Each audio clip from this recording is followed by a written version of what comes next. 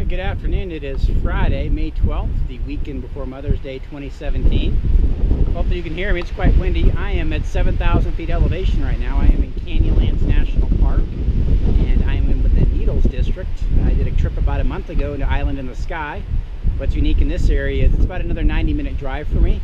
And I'll be honest, if you look at the parking lot here, there's only a few cars. And behind me is the road. And there's no sign about turning here, and I missed it. So I probably drove an extra half hour that way, and I'm like, no, this isn't right. Had to turn around, and it's definitely, you can tell the road, it's, you know, it's slow driving and all that. And when you first pull into Been Basin, there's actually a creek crossing. It's, you know, it's about a foot deep, so my car certainly did it and all that, but I drove slow. Everything is good, so I'm here.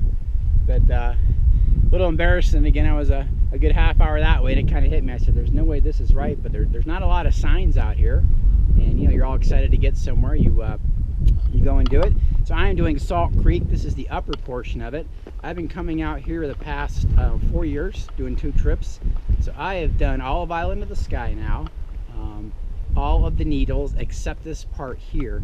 Now a lot of people will do this if they have a team of people and they have 2 cars.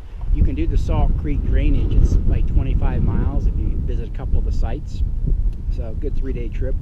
The nice thing is there is water on this, so you don't have to pack in a lot. Actually, a sign ahead here, there are bears in the area, so you do have to have bear-proof items and stuff like that. So should be a good trip. It's a little windy right now. It's probably in Moab when I drove through, it was 83.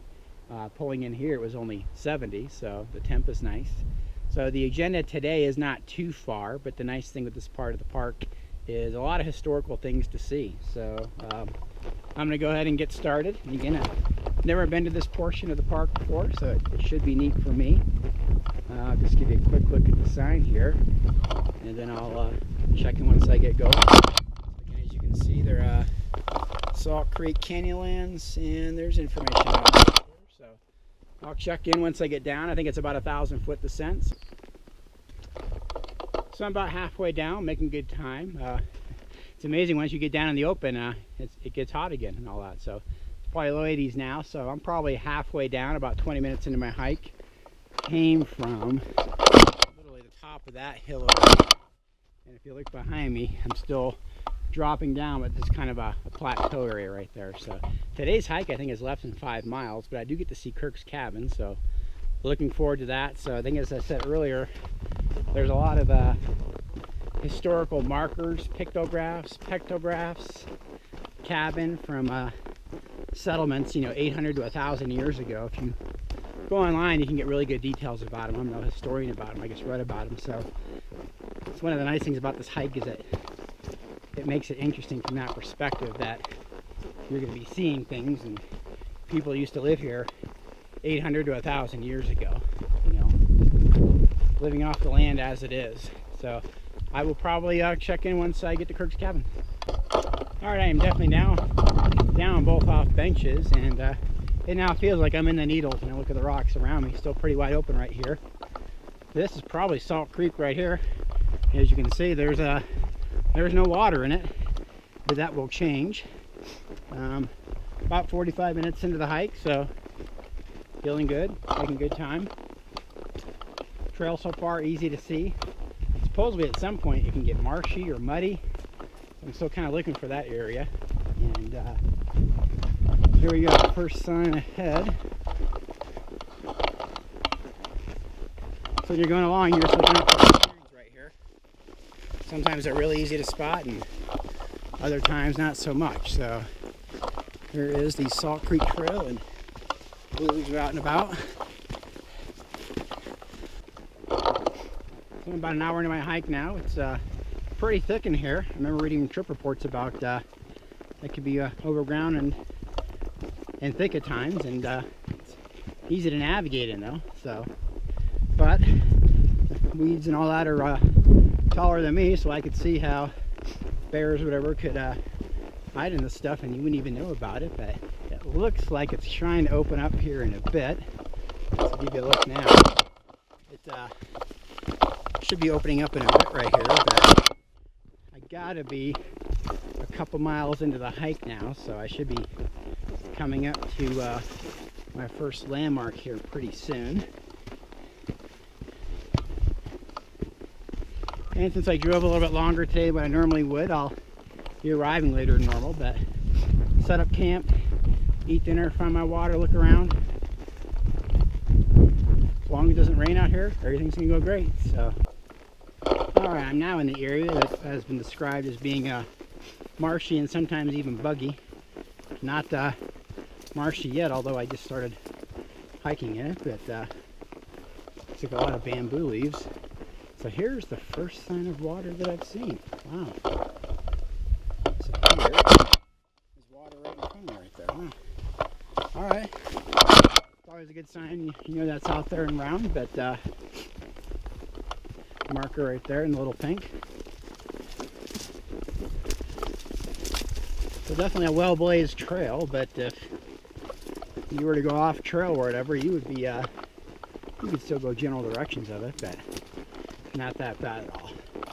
But if it does rain here, I guess this area can be a couple inches of water and really yucky and buggy and all that good stuff. But look just over here, I mean, those are all dried out, it looks like, but cattails. So I've seen tons of coyotes scat out here. It's gray and kind of whitish and stringy, although this is my first scat right here. That actually looks pretty fresh right there. Mainly greens right there, but I was just thinking I haven't seen any yet, so that's the first bear scat that I've seen, so I can see why they're here. There's plenty of greens and water and all that kind of stuff, so I will keep my eyes peeled. More bear scat. I'm also in the area now where I can see they say the navigation gets a little yucky, the water and all that. There's a scat right below me, and here's the trail. It's kind of following this yucky part of water right here. Again, I'll make noise and keep my eyes peeled. Alright, so I just arrived at the landmark I was looking for, and I just bumped into some other campers behind me. Good water source back there too. They're all getting water. So this is Kirk's cabin. You can see even back in the day, he built this in the 1890s. He even built a fencing area for his cattle. He was a rancher, and again, he lived here in the 1890s or so for about 10 years between here and Moab, went back and forth, but just the idea that he was out in this area and decided this is a good place to make my homestead is kind of amazing. And just from here, so this cabin is well over 100 years old, and still looks like it's in really good shape. I mean, it's got millworks around the window.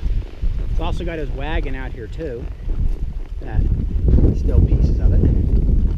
So I'm definitely going to look around here, and I think there's some deer antlers in here too. So just over here, there's his wagon. So he literally shaped all this wood, got it all. Man, this was some serious work to do this right here. You can't go in it as long as you don't touch anything. Wow, even had a fireplace, skull right there. Looks like he's got a little bucket in there. It's pretty big in here, but yeah, I'm sure when it rains in here, it definitely rains. But some remnants of coffee cans, old supplies. Wow, horseshoe, glass. Looks like some of the pottery he was using, but it's actually pretty big in here. Water bucket. Nothing in there, but it's definitely cooler in here. I bet it's a good 15 degrees cooler just being in the shade. But definitely a neat little area right here. I mean, it is just in the middle of nowhere, but again, there is water maybe a quarter mile back. But man, just the time he must have spent to make this fireplace right here and the area around it right there. In the mud, putting it together. So, wow. And we're not too far from what they describe as Kirk's Arch as well. So again, this is one of the major areas here, but I think I should be within 3/4 of a mile of camp. Just checking out the cabin one more time. Getting water right now, getting back to get some fuel. So I'm gonna be eating dinner here. It's about 6:15, but actually this window here collects a lot of nice wind coming right into it. Nice and cool in here, but definitely neat. Alright, hopefully you can hear me okay. So I am now making dinner. As you can see, Kirk's cabin is probably a quarter mile in this direction here. If you're wondering why he selected this area, well, if you look over here, It looks like there is an oasis down there, probably bathing and all that good stuff. I think there's frogs down there too that have been jumping, but the nice thing is there's running water right here. It's nice and cool. I've cooled off a little bit. So I am making dinner right now. I've got Harmony House soups that are flavored, and I add one ramen to it. Right now I'm doing the pot cozy. So it's a little big, but it works. So I pre-soaked it. I just boiled it. Now I'll let it sit for 10 minutes right there. So I'll eat in 10 minutes. But the nice thing is I can clean up in this area as well. So when I go back, my site's probably about 3/4 of a mile away. So a little bit of a way, but it's 10 to 7, so probably have about another hour of light, but obviously I don't want to be out here too long in the dusk time. I did bump into a couple people here earlier right as I showed up, and they told me there was a mother bear and 2 cubs in the area that have been reported, so they're out. So that's why I decided I'll cook far away from my camp, be smart about everything, not worried about it. So I'm going to enjoy a nice meal, get cleaned up, and this water is fantastic. Again, nice and cool, and literally it just came about right here in this very area, so I'll be hanging out here for a while. And so it's 7:30, which will be end of day 1. As you can see, camp is all set up. I just came back from getting water, having dinner. Dinner worked out awesome. So again, I took some soup and a little bit of the ramen, and I kind of let it sit in the water for a little bit, and then I cooked it. And then I put it in my pot koozie. I gave it 10 minutes, and it was perfectly cooked. It looks a little silly, but it works pretty good right there. Made that at home. So basic setup in here is I've got my Kindle. I'll probably do some reading later on, but the winds have finally knocked down a little bit here. I have a feeling later on tonight they may come up, but definitely in a giant bowl right here. It's a pretty cool site. Like I said, there's 2 in the area. So my last night I'll be in the one over here, but I've done a little exploring up here. I may do that in a bit, but it is approaching dusk now, so I'm going to have a little bit more. Probably finish off another 32 of water right there and get ready for bed and read for an hour, and then good morning. It is Saturday, May 12th. It's about 8:40 in the morning. Had a pretty interesting night last night. The winds here will pick up and get really, really strong for about a minute, and they die down, and they kind of repeat that throughout the night. So you can also tell my allergies are hitting. There's definitely pollens and all that good stuff in the air, so my voice will be a little yucky probably today, but overall it was a good night. I actually slept on top of my bag halfway through the night, and then the wind was so bad I got up once to adjust the tent just because it was shaking pretty hard. So I put all these rocks to kind of reinforce it down. It was fun taking it down today because the gusts would hit and it would kind of blow everything out of here, but this is a pretty good site, good views of everything. So today I'm heading down to SC3 and hopefully going to see some interesting things along the way. So I'm just a few minutes into my hike and come up to another one of Kirk's fence areas. What's interesting is looks like he uses a combination of barbed wire on sections, and on other sections it's just logs he kind of found and did. So this was his giant corral area within here, so must have been pretty interesting to be back in the late 1890s and be out here by yourself ranching and all that. But the breeze feels great, so I'm going along and trying to keep my eyes peeled just so I can see all the archaeological stuff that's out here.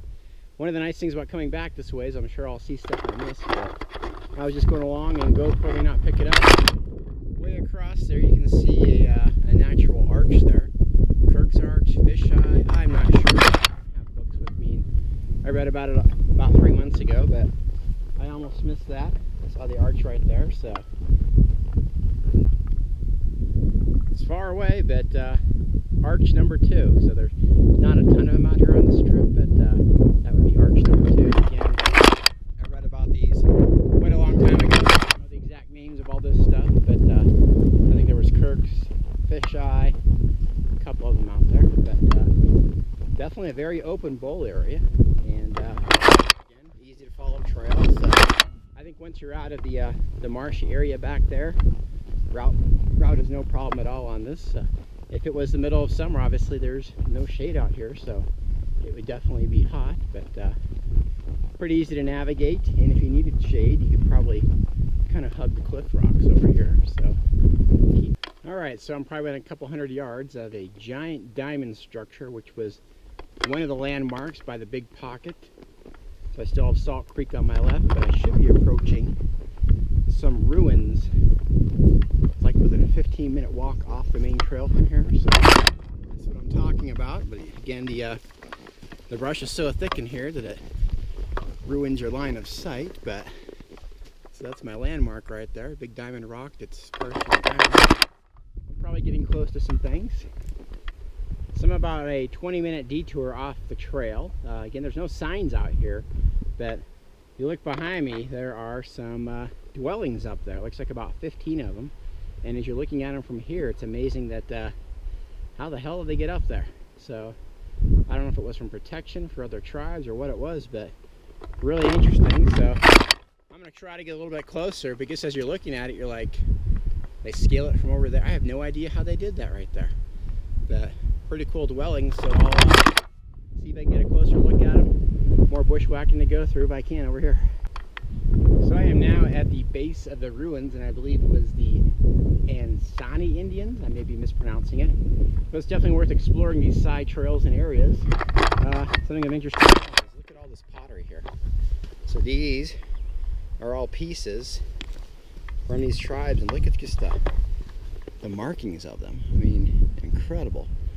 Luckily, people nowadays are pretty smart and intelligent about technically you don't touch anything, you always leave it all there, but obviously these have been found and scattered here. But definitely cool. So again, right above me are these ruins, and as I'm looking at them, I have no idea.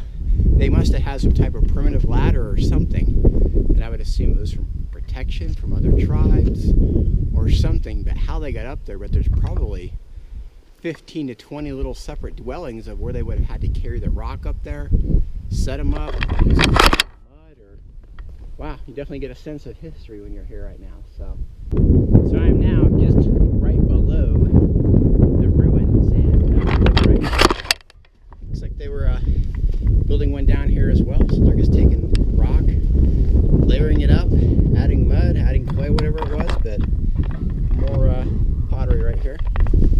And if you look here, it looks like some maize. How old is that right there? So I think it was primarily their diet here as well, but literally right above me is the ruin that's maybe 40 feet. I have no idea how they would have done that, but just the idea of building it and taking that rock up there and deciding for whatever reason here's a good spot to do it is just absolutely mind-blowing. Although you definitely do get a good view of everything that's going on, but wow. Alright, so definitely need seeing that. So I'm now going to bushwhack 20 minutes back to the main trailhead and keep going, and I think I can see, the nice thing is you can see your landmarks pretty easy here. It's like a giant mushroom rock, I believe is one of them as well. So I'm going to start heading back. The only yucky part of the bushwhack, if you decide to come here, is in the creek itself. It's pretty hilly, and there's actually some bugs and stuff down there, but definitely worth taking 20 minutes of your time. And pottery all over the place. Oh wow, okay, I didn't see this. Alright, so here is actually where they were grinding the maize, some of the corn right there, the tools they were using, and it looks like this was such a heavily used spot that the rock itself, if you look, it's even smoothed out from where they were doing it here. About a quarter mile behind me, there's a very interesting, I don't know, almost kind of like an indention or a cave. I bet when it rains, that area fills up pretty good. You can see there's trees all in front of it as well, so when it does rain, I'm sure a lot of the water goes right there. So, not sure exactly what that's called, but it's like a giant cave area. But I don't see a trail going to it, so I don't think I'm going to go right up there. But I'm going to keep moving along. Back on the main trail now. So Alright, so the nice thing about this hike is you keep your head on a swivel. If you look right behind me, maybe a half mile, I believe that is Wedding Ring Arch. And again, I could be wrong on all of this. I read about all this 3 months ago when I got my permit going, but that is a huge arch right there. And I don't think I read in the book that you could literally get right next to it, but that thing is really tall, just real narrow at the top right there. But that's pretty sweet right there. So again, I believe that is Wedding Ring Arch. could be wrong. When you're out here, there's no signs giving you information and telling you where to turn and this is that and all that. You kind of, if you go online, you can read about a lot of it and get general ideas. Seeing another arch about, it's got to be a good mile away, and I don't know if this trail gets much closer to it, so just in case I don't miss it, definitely been here. That's probably a good mile away or so, though not a huge one. Another arch. So again, this is very open right here, so the wind catches you pretty good, feels good, but it looks like it's getting a little bit more denser up here. And just visually, it's changing a little bit. So predominantly, the creek is right here to my left. And open bowl area where you're definitely you're in it. No easy way to get out of it. And so again, there's no signs when you're out here hiking, but I'm now off the trail, about a half mile, kind of bushwhacking, and I came up to a couple more dwellings, and I believe I read about this. This is like squash that was planted and is regrowing, and it's just from, could be 100 years old, these seeds and all that, but a couple more dwellings in here. I can see this much more hospitable area. Obviously they were growing food here. It's in the shade, protected from the rain, and so it looks like they could be storing food items in here. And again, they just sort of build them up, make mud, make clay, so they had to get water and stuff like that. It was a lot of work. Nothing much there. And some of these, it looks like, have caved in throughout time as well. Get a nice breeze in here when it's blowing. I'm sure there's probably tools and pottery in these areas as well. But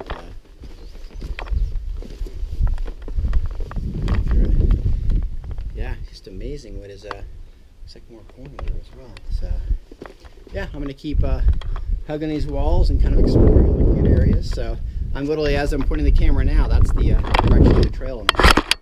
It looks like if you just back on the main trail, interesting rock right here at the very top. It's kind of on their own, like little mushrooms and spires right there. As you see, I'm definitely in the middle of a giant bowl, but easy to navigate. Starting to see my first clouds over there. No more arches or structures that are sticking out as to need to get closer to it. So I should be getting close pretty soon to All-American Man, which is one of the major pictographs in the area. So looking forward to that.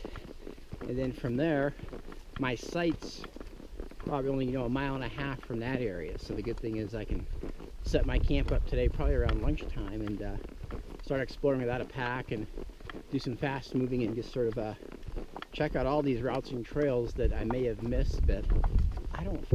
So going along, and again, you're always kind of peeking in these areas. If you look right here, you can make out a little bit more squash. It looks like it's planted. Goes all the way back into the shade over there. As you just coming along, there's definitely a animal den of something right there. Exactly what it is, but lots of coyotes scat. It's amazing. It's always right exactly on the trail. So I'm going to assume at night they are all over the place out here.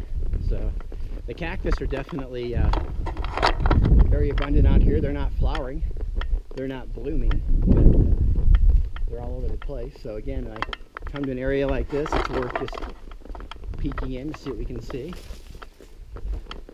Cools down. Very nice.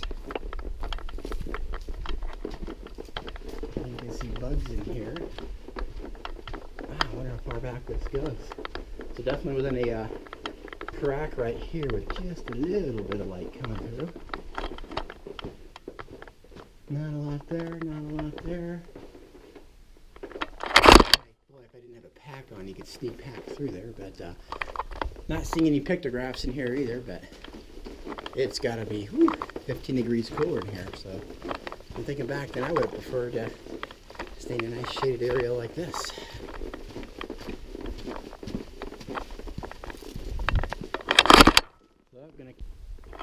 Alright, hopefully you can see this behind me, but this one's crazy. That has got to be 40 feet up there. So they had to have had some type of ladder, but again, more ruins and a structure. I can see why it was a good area. It's definitely safe, it's shaded, all that good stuff, but the idea they transported all those rocks up there made those. So we got 1, 2, 3, and it looks like it goes back there a little bit, but I mean, they didn't have shoes and equipment like that, so it had to have been real primitive ladders and just sort of working their way up that crack there. Someone really brave could have done some handholds there, but that is crazy to think that they were going into sites like that and building in there and taking the rocks and bringing them up. So it must have been an interesting operation to see. But again, this is not too far off the path right here, but it just stood out pretty visibly. So I believe. So I'm now at the area of All-American Man. If you look behind me, you can see there's a sign-in box. There was a group of a couple people that were here today, so I added my comments. But you'd actually have to climb up here. Right there, you can see it. It's about 6 feet tall. What's amazing about it, it's been carbon dated back to over 700 years. They believe it's closer to 800 years. And it's got the colors of the red, white, and blue. And it looks like there's a little flag actually by his waist on there as well. So it's amazing that a group of people made the die, decided to do it. And it's a unique piece of work because there's nothing else along the area where they made a whole design of them. I believe we're not too far from Four Faces. Excuse me. So I'm going to take a lunch break, and I may even go up there and try to closer look. But again, I am now at All-American Man, and easy to find, right on the trail, so there's no worries about that. But again, see if I can get a better view of the granaries as well. So looks like it's hard to get up there, but it looks like we got 3 of them up there. But nice and shaded. So a little bit better shot of them right here. I'm trying to figure if I'm going to work my way up here or not. Obviously I don't want to do something stupid and get caught up here, so I took off my selfie stick, but you're not really supposed to approach this stuff too close anyway. But again, All-American Man, about 6 feet high. Looks like I could probably do the ledge over here to get there, but alright, so you come to this point and you're like, where does it go? There's a little crack here, so I'm going to squeeze through the crack and try to do it with a selfie stick. A little shaded. Sometimes these things are a little yucky, and it's not too bad. Just a crack right here. So where I'm going, just kind of get through it. I got a stick here, and not always to do these with selfie sticks. So again, here's where I'm going. If I don't do something stupid, I'll get a glimpse once I'm to the top. Not too bad, just one step, and again I didn't want to feel myself being into it, but that really is the only challenging part of the hike. There's a couple steps if you're wearing a backpack. They're like 2 feet, but otherwise flat again. So I'm now probably within 1.5 miles of my site, and the Four Faces shouldn't be too far from here. So more ruins behind me, not too exciting. Looks like there's a lot of animal droppings in it as well, so obviously they get wind protection too. But another thing I noticed is looks like some arrowheads here, like they were doing with flint mapping right here. That just holding it is pretty sharp, and this is pottery with a little bit of a design on it right there. Some of the mud as well. So it's just interesting when you walk along these areas what you can see and what you can find. But nothing. Definitely back in the creek area. It's tall grass, about 8 feet all around me, but still easy to navigate. I can see why there's bears in here though, because there's just a lot of greens and things that they can eat. So I'll make some noise. One good thing about having a pack that squeaks a little bit and allergies is I will be making noises. Alright, so I should be getting close to the last set of ruins that I'm aware of, and my site, and then I'll be able to get things set up, do a little bit of exploring, get some water. It's now hot, not unbearable, but it's getting hot.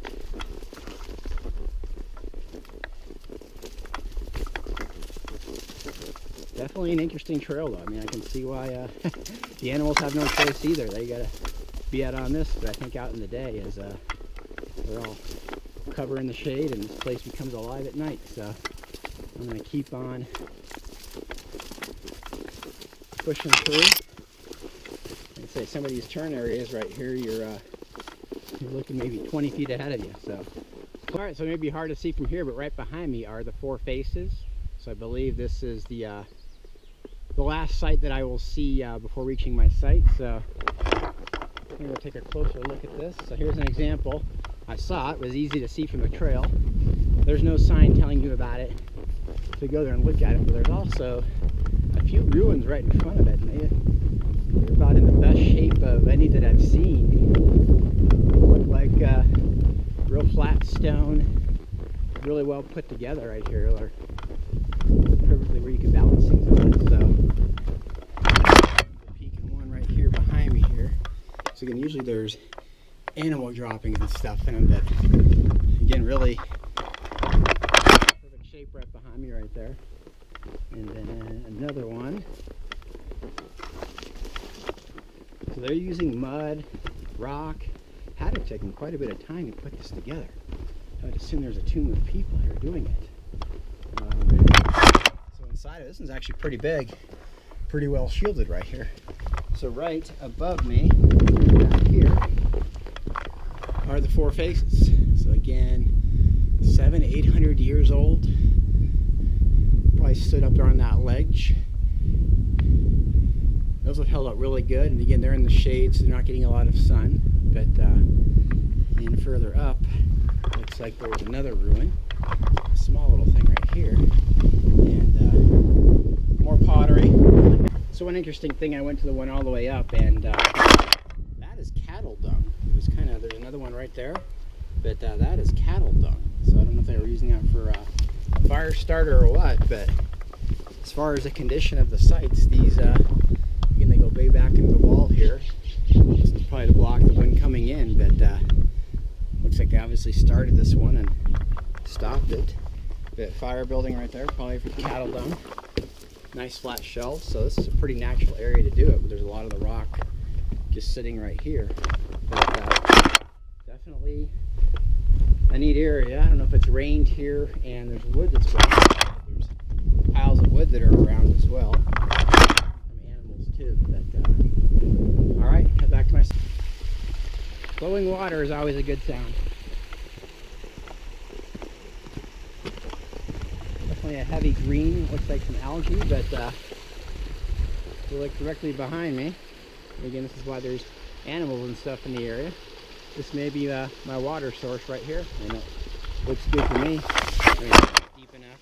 I'm not going to do it, but you could probably go in there and stroll about it there. So definitely have the algae that builds up, but nice clean flowing water. Hopefully it's nice and cool. So once I get to my site, I'll probably be back here within an hour or so and filling up my water.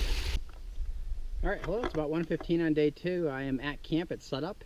Definitely windy. It made the setting up the tent challenging. This site is definitely isolated. There's nothing within miles of it, so I went about 5 today for my site earlier in this direction. The next one, I believe it's still a few miles away. The one good thing about this, if you were a large group of people, you could probably get 1, 2, 3. You could get 3 good sized tents out here. I would just suggest that you get here first, because the only thing I don't like about it, there is no shade except under this tree. So I'm under here. So again, an area here. There's an area here by the camp boundary. So the first thing I do when I arrive at a site is I do a site survey just to see if there's food behind or anything I need to know about. And as I was going through this log right here, looks like somebody left a solar light. So it's charging right now, and it does work. And beeps, kind of sits off an emitting light. It has a solid light, so gosh, I don't know. I'll pack it out obviously unless someone stops by, but I doubt I'm going to see anyone. I've not seen a single person today. Trail goes a little bit here and here, but I am at the camp boundary now. So as far as my site goes, again, I try to have as much shade as possible. If the sun keeps going this way, I should be all right tonight. Hopefully the tree here is not above me. I'm all set up. Everything is good in there. I took my remaining water, and what you do with that is I filled up my Camelback, so that's my drinking straw there. So tomorrow, that's good to go. I don't have to worry about it. And I had just enough left to fill up my water bottle. So my blue water bottle, I put some recovery drink and a tablet in there, so it's kind of mixing right now. So I think I'm going to go back to the water source that I passed earlier, fill up, get cleaned up, make sure I'm good to go with that, and then once I come back, get refreshed, I'm probably going to head north and try to find the upper jump area. So alright, so I'm about done with my visit to the outdoor spa here. Great, awesome, cool water. I literally drenched everything, and I bet I'll be dry by the time I get back to camp. I may even come back here later on tonight. I'm using a Steri pen, so it takes about 90 seconds to fill the bottle up, use the light, get the process done, pour it in. I had to do that 4 times, but it works pretty easy. The one thing I noticed, so I was kind of standing here in the water, is the little leeches. It might be hard to see. If you look at this rock right here, you can see the black on, and the black goes all the way up. So I would assume, there's some right there as well, that, and the whole rocks here are covered with them. That's pretty deep, but I'm going to assume you're not supposed to bathe here, and I'm definitely not. I wouldn't do it anyway. But anyone that would, I bet if they went in there within 5 minutes, it would probably be a leach field in there. So, again, this is a great oasis out here. Alright, so I made it to the jump. That wasn't that far at all. So, last year I made it to this point coming from the other direction. I did it there and back. And obviously this year I'm doing a there and back from the opposite direction. I haven't made my back yet. It's hard to see from here because there's fish in there, and I don't recall seeing them before. Alright, so I had to get a better look, since I was like, I don't recall seeing fish here. And I was wrong, they're not fish, they're actually salamanders. So they got the 4 legs.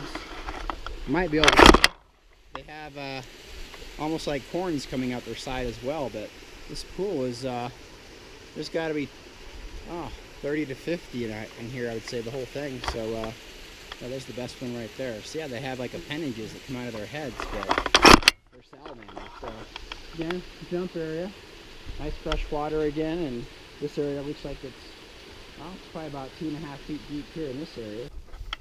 So I was walking by this earlier on my way to the upper jump, and it looked like those were dwellings to me. I didn't look close enough.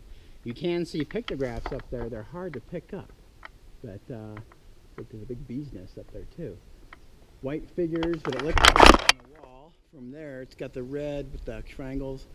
This whole area looks like it is covered with pictographs, so that means obviously I see a ledge up there, so I may see what I can find out. I'm in sandals, but again, yeah, it looked to me like it was dwelling area, but there are pictographs up there. Pretty cool, but kind of get an angle right over there. There's definitely writing, and that is human. Here's where I am right now, so big drop right there, but again, I got a ledge right here, but just through there you can see writing, and that's definitely human right there. I've seen some markings. There are berg droppings too, so they're not all, but definitely an area that I was not aware of prior to kind of scanning around. So it's still up on this windy ledge, but hard to see. The red in front of me right there, it's like a red hawk bird. You can see the bill, looks like a wing. And then that red line where I saw when I was down lower, there's figures below there. They're really hard to pick up. Those got to be really, really old. So, definitely a neat little area. Again, if you had the right boots, you could probably ledge this up right here, but seeing as how I'm up on a ledge and stuff, I'm not going to do that. So start heading back, and then again, just by the way the rocks are piled up in these areas right here, you can definitely tell that these were done by people many years ago. So definitely a neat area of dwelling. So you could probably, you know, if you had the shoes here, better be right here. So look like little white triangles right there with the red line. That's definitely a pattern of something right there. And again, I was just walking along, easily could have missed it. Right there in front of me right there. So definitely a cool little area, and there's my trail there, so I'm going to head back in. This is just kind of the vista, so I can tell I'm approaching my campsite because it's opening up, but right behind me, pretty cool rock right there, just standalone right here. But I'm going to give you a 360, kind of the area that I'm in right now. And again, I have not seen anyone today, but by all American man, someone did sign in at the the logbook, and probably not a great view, but again, got some pretty neat standalone hoodoos, spirals, whatever they call them, way above. Oh, some even over there as well. So start working my way back, and so it's end of day 2. It's about 5 o'clock at night. I tried taking about a 45-minute nap earlier. The winds here are so crazy. It's dead silent right now, and in about 5 minutes they will come literally from this direction here behind me at like 30 to 40 miles an hour, blow everything like crazy, and go away after a couple of minutes. So didn't really get a lot of sleep. And inside my tent, no joking, there's probably a couple teaspoons of sand in there, so literally it will blow from underneath here, and it actually goes through my mesh netting area and gets into the tent. So there's actually a pile of sand that's in there right now. So again, right now it's nice and quiet. You're like, what is he talking about? But I promise you, and we are, clouds build up now that I had not seen the entire trip. So I'm really hoping that clouds are fine. Obviously I don't want rain because I have to drive that 20-mile dirt road. And depending on how it goes, tomorrow would be a 9-mile day for me to go back. I may do that. We'll see how things go. Again, I've been able to see as many of the sites as I can in the area. So if it looks like it may rain tomorrow, then I will definitely do that, because I do not want... Alright, so it is nearing the end of night 2. Probably have about a half hour of light left. Hopefully it has calmed down. The winds are finally down. Talked to the ranger for probably about 25 minutes. It was pretty interesting just talking to him. He has a bivy sack, and he's going to be camping a couple miles further up that way. And he was telling me the months of July and August, rangers don't even patrol these areas here because it's too hot. And all my times of backpacking, I saw a ranger in Chester Park. I've seen one here, and I think once in Rocky Mountain National Park. So you don't see them in the field a lot. So again, I think I was actually doing a video and I'm looking out there, and he's the first person I saw, so I had a good talk with him. All right, so I had dinner. It was a good dinner, and I've cleaned up. I've actually gone back to that water source twice. I boiled over my soup, so I decided to wash everything, and then I just washed myself up as well. Can't really tell, but now that the wind has died down, you can see there is dirt and everything is everywhere. So if you look under the tent, it's collected in these pools. It kind of looks like that inside the tent as well. And you get right by the edges of it. So I'll again, kind of brush it to the side, and obviously try not to be in it too much, but it's on everything. Not a lot, maybe a couple tablespoons if you were to spread them out in there, but oh well. So hopefully tonight it'll be relatively calm. Usually when it is you hear all the bugs and all that. Everything comes alive. And so I think my plan tomorrow is, I'm about 9 miles away from the car. The first 7 miles of it's not too bad. You need to go through some of the marsh, and the last 2.5. That has the 1,000-foot climb, but shouldn't be too bad. So, all right, so it's 7 o'clock. This will be the last video of day 2. I'm in my tent right now. Next to me I've got all the clothes I'm wearing tomorrow. These will all be fresh. I have not touched them. The other ones I kind of laundered in the stream, re-wore. So again, tomorrow these are all fresh. The only thing I'll be wearing again is the shorts. I'll go through one pair.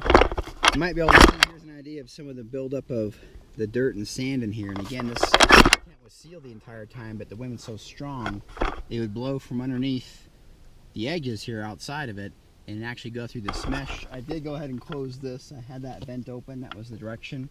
But yeah, as I touch everything, it's got like a nice little layer on it, but that's not too bad. Heat and all that held up pretty well. So I've got my Kindle. I'm going to do a little bit of reading and try to get a good night's sleep.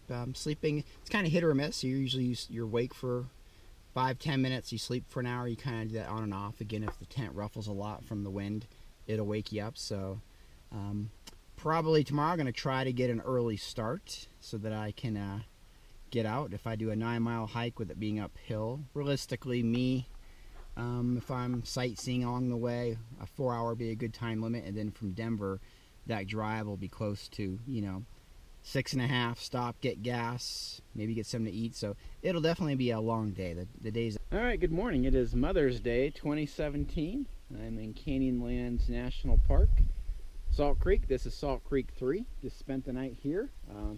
Really nice night. The winds died down. It was nice and calm. You can tell the The tree behind me was definitely a bird aviary. They were bouncing around, making noise, but good night. Allergies definitely hit it with all the winds and everything. When I cleaned out my tent this morning, I literally took it upside down over here and shook it, and you could literally see the dirt coming out of it. So again, this area with all the sand, it gets sort of funneled into it. But so my agenda today is I've got about 9 miles to go to get to the trailhead. So that's going to take me a good 4+ hours to do that. I've decided to go ahead and pack out today. I think I've seen everything, done everything. I'm still going to keep my eyes peeled. If I see something, I'll look at it. I have to drive the Been Basin road. That's 20 miles on dirt road, so that's a good hour. That's definitely slow driving because you got to kind of pick your lines. You're going over rocks and sand and gravel and drive to Indian Creek. Last look at All American Man. Good time on my hike. Hopefully this will pick it up right there, but obviously now there's shade in there. Just checked the registry, so no one else has been here since me yesterday. I did bump into a ranger last night, had a pretty good talk with him, and he was telling me that you can kind of go up the side right here. There are handhelds, take the angle there if you really want to, but I'm not doing that, but I'm sure tons of people do. So moving along, actually in the shade, it's pretty cool. And literally 10 minutes after I started my hike, it's been all in the shade. I just came from that real marshy area, so I'm keeping my eyes open for bear sign, etc. when I'm in the tall weeds, but now it's wide open, and now that the sun is starting to come up, not as big a deal, but usually it's dusk and dawn that are your time. So I'm about halfway into my hike back, just past Kirk's cabin. I'm now back at the first water source. This is really the primary. There's stuff in the Salt Creek, but it's more like pools right here that I would go from, where this is kind of running and fresh. So I'm going to take a mini break. So the good news, so I'm probably about 3.5 miles out. Don't know if the camera will pick it up, but if you look, you can see the topography. It's changing a little bit. So at the very, very top of that hill where you can see the green trees and all that, I believe that obviously is the 1,000 feet that I need to climb closer to the parking area. So as we're going through this, visibility is okay in this section, but when you really get into the creek areas, you're looking at maybe 10 feet. That's all you can see. So I've got my glasses off, you know, whistling out and stuff. Haven't seen any sign. The trail is just covered with coyote tracks, and I do believe I saw some bear tracks for just a little bit, and they veered off of it right there. You can see the big back of the heel and like the toe areas. I didn't see like claws going into it, but you could see the toes. Definitely bigger in my hand. So I think I've got another area of the marsh to go through here, but yeah, making pretty good time. Got a nice breeze coming in, and the views are certainly nice. So the sign behind me is literally the only one you actually see in this area outside of where you park. And within the park, there's just a marker for your site or whatever. So I'm probably about 2.5 miles away. Again, if you look this way in the distance, far away, you can see to the very top of the line of the green trees that's around the parking area. I believe my saddle is right between the two humps right there. So there's an area where it's all hill, it levels out, it's all hill. So corner, he was on that whole edge over there. He just around the corner. Takes about 10 seconds to turn this on. So right that corner, that was a big brown bear. So obviously he saw me before I saw him. Didn't want anything to do with me. He took off running. And I I'll admit, barely saw him. He was in the shadow line. So I saw him about there, and he went all the way there. I'm thinking, why is he on that rock line? So around the corner I can't see, not seeing anything down here, but damn, that thing was big. So he was totally brown, kind of blackish by the feet. So I'm just going to keep this running just in case. But again, it's always weird when you have these blind corners. I just hope this trail doesn't go down there and stays up here.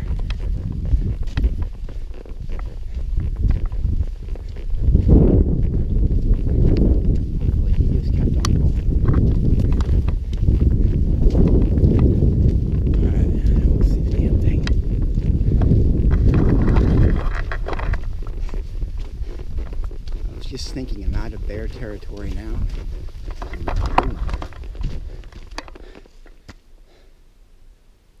So he either went down, he's in there, or he's way out there. Alright, I just hope it stays up. But I'm going to keep it running just in case. So it's neat to see him from 100 yards away. It would have been nice to get a small photo, but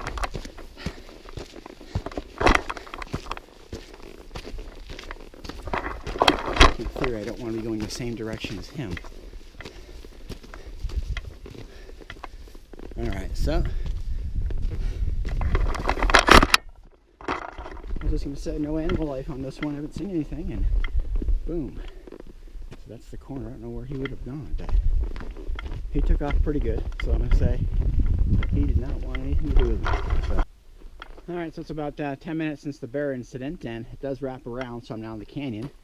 And I just actually went, I missed this turn right here, went all the way up here. It looks natural, and kind of dead-ended myself. So when I came back, found my cairn, so it's okay. I am going to take a break when I can. I still feel like I want to get another 15 minutes out of here, and so all is still well, but so I'm about halfway up the climb. Got another 500 feet of elevation gain. There's kind of a big view of where I've come from out here, and it's not pretty. It's just climb, climb, climb, climb, climb, and kind of go around and way up there. So feeling okay. Just taking a little air break right here, but awesome view from here. Wind helps out, cools you down a little bit. So almost there, maybe about 45 minutes I'm hoping. So I'm hoping I've got about a half hour left of the hike. I'm not filming a lot of the uphill because it's tough. Here's a kind of wedged in here. What it looks like, it's just up, up, up, up, up. Some of the steps are maybe 1.5 feet high. Gotta go over a boulder. So it's you're definitely earning this section of the hike right here. But almost there. It's my last video. It was a hill, a bench area, and then this one. So I've probably been on this hill for about 25 minutes. Getting close. I'm going to say within 300 feet of elevation gain to go. Get one more look of what it looks like in the turnabout and stuff. Continue uphill. Alright, so I made it to the top. Probably see my car behind me, and I made it in 4 hours and 5 minutes, which is pretty good considering I had 3 stops. Took the pack off once. I only went off trail once, and that was just to check something out. It was more of a vista, so nothing to see or take photographs of. So in front of me, that's where I came from. So 2 big benches, literally right here. It's just down, down, down. So great area to go. I would highly recommend it. Again, the last 2 miles are the tough 2 miles. So the only issue now is part 1 of the journey is done. I've got 20 miles on Been Basin Road, and then I just have to cross a little stream, and then from there it's about 6.5 hours back to Denver. So I'm gonna get cleaned up, change clothes, drink water, probably need to get gas in Moab. So day is still long to go, but as far as the backpacking trip, awesome trip. Like I said, outside of the bear and the coyote and the road, that was all the life I really saw. I don't count birds and all that. So all right, I hope you enjoyed the video.